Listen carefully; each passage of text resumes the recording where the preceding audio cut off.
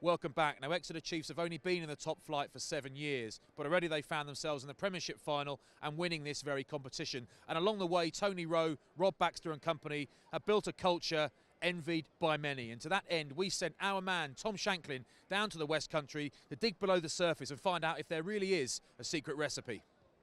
Thanks, Flats. Top man. Now, we are here on the south coast at Exeter Sandy Park, where we've seen this team grow from being championship pretenders to being genuine Champions Cup contenders. And at the heart of that success has been Rob Baxter, coach and director of rugby. He has led this team superbly. And let's not forget about the Anglo-Welsh win here at Sandy Park back in 2014. But behind all that has been the ever-present backing of chairman and CEO and one of the characters of rugby, Tony Rowe. Right, so Tony, thanks for taking time out of your day to talk to us. How have you enjoyed building and growing this club over the past 19 years? A big challenge when I started off in '98, when we formed into a limited company, and yeah, been a great challenge and a privilege. A great environment to be involved in, both as a coach and as players, and Tony's been at the forefront of that. You know, I think if you look at how the club has grown in terms of the infrastructure off the field, he's been fundamental in that as well. How important to you is it that you develop these homegrown players to see on the pitch here? Very important. We were fortunate enough that when they formed the academies, although we weren't in the Premiership, because Devon and Cornwall was very important in rugby, they allowed us to form the old West of England Rugby Academy. Some of our guys from that, you know, Jack Knowles and Henry Slade, and we got boys pouring through. I mean, today's game, you've got the Simmons brothers, you know, they're all products of our academy. Every player now that's come through our academy and is now starting in the first team, you know, everyone talks about Jack Knowles, Henry Slade, they've all played in this competition. It's exactly the same today. Stu Townsend and Joe Simmons are two young guys that have played Premiership rugby now and are really looking to kick on. So it's a massive tool for us, and it's a great competition to blood not only those youngsters, but also to give those guys that are coming back from injury, like your Jeff Parlins, game time. So for us, it's a great competition. Most of the guys out there today are inexperienced at this level, and it's something we've enjoyed participating in since we got into the Premiership, so it's very important to us. Last weekend, you know, we had two young halfbacks on the pitch, you know, Joe Simmons and Stu Townsend, and I remarked to Townsend that, you know, once you got there, you've got to try and hang on to that shirt, and it's great. It's just great to see young lads like that coming through and playing the way they're playing. Right, Tony, thanks very much for that, and I certainly look forward to this game this afternoon. Thank you. So here we are in the middle of the action, in front of a boisterous home support.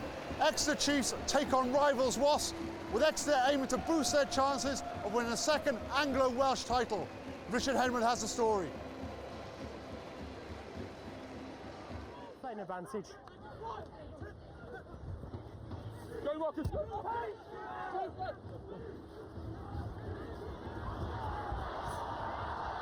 Advantage over.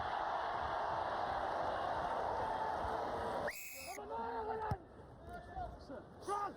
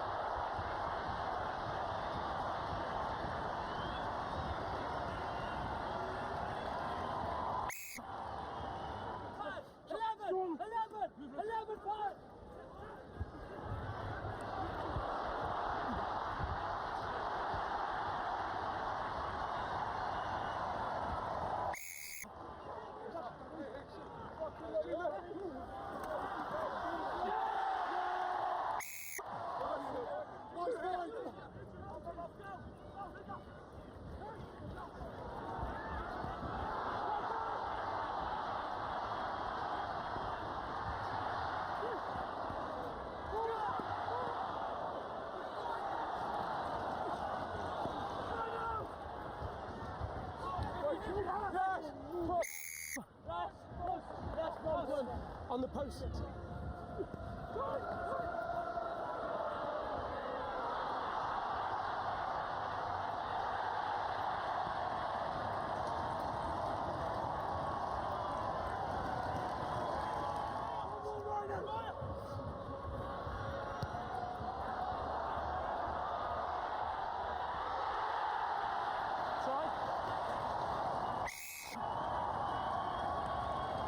we ran away with it a little bit in the end, although we had to defend in the second half. But it's always going to be tough, the real physical side.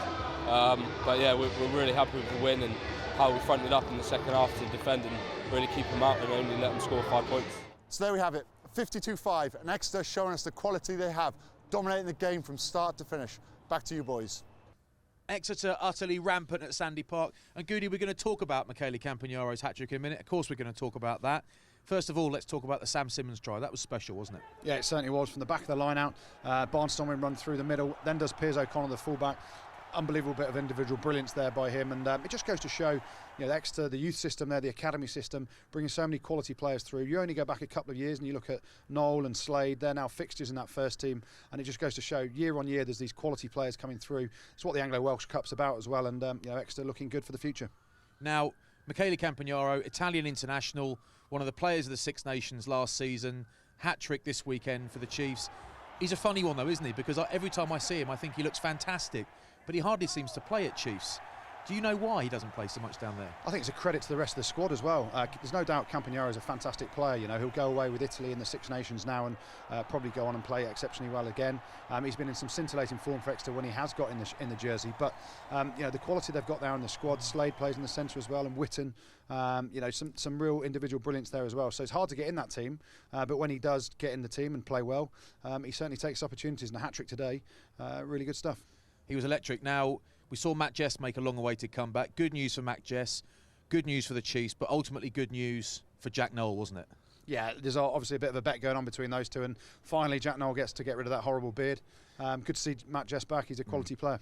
For those of you that don't know, Matt Jess, Jack Noel and a few others had a bet. Look, they can't shave their beards off until Matt Jess comes back. Jack Noel's a lovely-looking man, a fantastic specimen. Yeah, I'd agree but that beard was mangy, and we're glad to see the back of it. So this is a win for everyone, isn't it, seeing Matt Jess back. Congratulations, Matt.